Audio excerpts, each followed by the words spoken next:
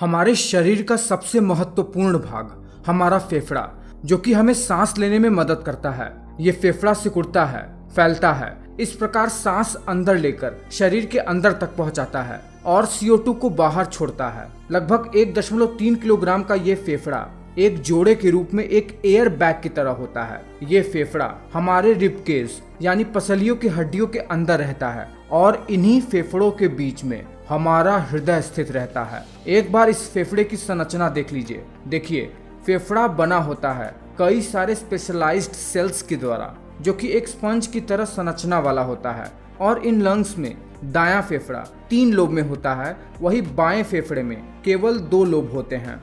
ये फेफड़ा श्वास नली द्वारा हमारे नाक से जुड़ा रहता है। सबसे पहले नाक होती है, फिर उससे जुड़ा होता है ये फेरिंग्स, जो कि कनेक्टेड रहता है इस विंड पाइप से, जिसे ट्रैकिया भी कहते हैं। और ये विंड पाइप फेफड़ों में आने तक 2 भागों में बंट जाते हैं, जहां ये फेफड़ों में बिल्कुल पेड़ों की जड़ की तरह फैल जाते हैं, बहुत सारी शाखाओं में, जहां इन जड़ जैसी शाखाओं के अंत में बिल्कुल एक गोल बॉल की तरह एक संरचना होती है, जिसे एल्वोलाई कहते हैं। और ये जड़ जैसी संरचना होती है फेफड़े के अंदर। तो अगर हमें ये जानना है कि फेफड़ा काम कैसे करता है, तो सबसे पहले हमें ये जानना होगा कि मनुष्य सांस कैसे लेता है। देखिए, फेफड़ों द्वारा सांस लेना सही मायने में देखें तो एक अनैच्छिक क्रिया है। मतलब अगर हम चाहें भी तो इस क्रिया पर अपना नियंत्रण नहीं कर सकते हैं।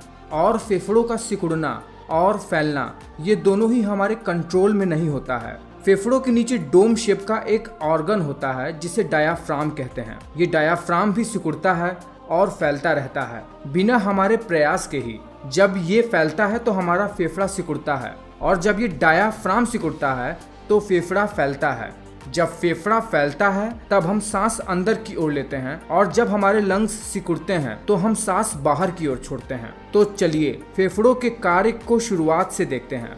देखिए, पहले तो डायाफ्राम के सिकुड़ने से फेफड़ा फैलता है, जिसकी सहायता से नाक सांस यानी एयर को भी अंदर की ओर लेती है, जो नाक यानी नेजल कैविटी से होते हुए श्वसन क्रिया में शामिल हो जाती है। आप देखते हैं कि नाक के अंदर कुछ चिपचिपा सा पदार्थ होता है। जब नाक से वायु को अंदर की ओर लेते हैं तो इस एयर में बहुत सारे वायरसेस, बैक्टीरिया और पैथोजेंस होते हैं, और नाक में मौजूद ये चिपचिपा पदार्थ, जिसे म्यूकस भी कहते हैं, अपने अंदर इन वायरसेस, बैक्टीरिया को चिपका कर शरीर में अंदर जाने से ही रोक देता है। फिर ये यहाँ से फेरिंग्स में जाता है, वहाँ पर लैरिंग्स, और फिर वहाँ से विंड पाइप होते हुए, जिसे ट्रैकिया कहते हैं, वहाँ पर पहुँचता है। और जब ये एयर ट्रैकिया में पहुँचती है तो वहाँ पर भी कुछ चिपचिपे पदार्थ होते हैं म्यूकस की तरह, और इस पदार्थ में भी कई सारे वायरसेस और बैक्टीरिया मारे जाते हैं। फिर ये विंड पाइप 2 भागों में बंट जाता है, और इन 2 भागों में बटे हुए शाखाओं को ब्रोंकाई कहते हैं।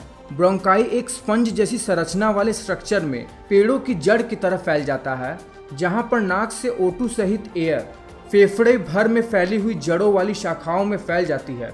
और इन जड़ जैसी शाखाओं के अंत में एक गोल बॉल की तरह छोटे छोटे एयर बैग्स जैसी संरचना होती है, जिसे एल्वेलाई कहते हैं, जिसके ऊपर blood vessels, mainly blood capillaries, चिपकी हुई होती हैं। जब एयर एल्वेलाई पर आती है तो वहां से O2 के मॉलिक्यूल्स चिपके हुए ब्लड कैपिलरी में मौजूद ब्लड के हीमोग्लोबिन के साथ बाइंड हो जाते हैं। फिर ये ब्लड मनुष्य के हृदय की तरफ बढ़ता है, जहां से पूरे शरीर में ये ब्लड फैल जाता है। पर जब एयर में O2 हीमोग्लोबिन के साथ बाइंड होती है, तब उसी समय ब्लड में मौजूद CO2 गैस इस एल्वेलाई के पास अंदर जाकर डिफ्यूजन के द्वारा इस एल्वेलाई के अंदर डिफ्यूजन द्वारा चला जाता है, जहां से फेफड़ा इन CO2 गैसेस को शरीर से बाहर निकाल देता है। नाक के द्वारा जो हम गैसेस एक्सहेल करते हैं, वो यही CO2 गैस ही होती हैं, जो कि मेनली वेस्टेज होती हैं। तो आप समझ ही गए होंगे कि फेफड़ा काम कैसे करता है और ये ह्यूमन बॉडी के लिए कितना इम्पॉर्टेंट है।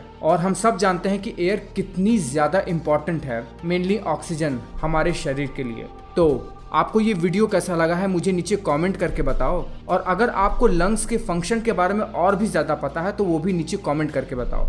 मैं मिलता हूँ आपसे अगले वीडियो में।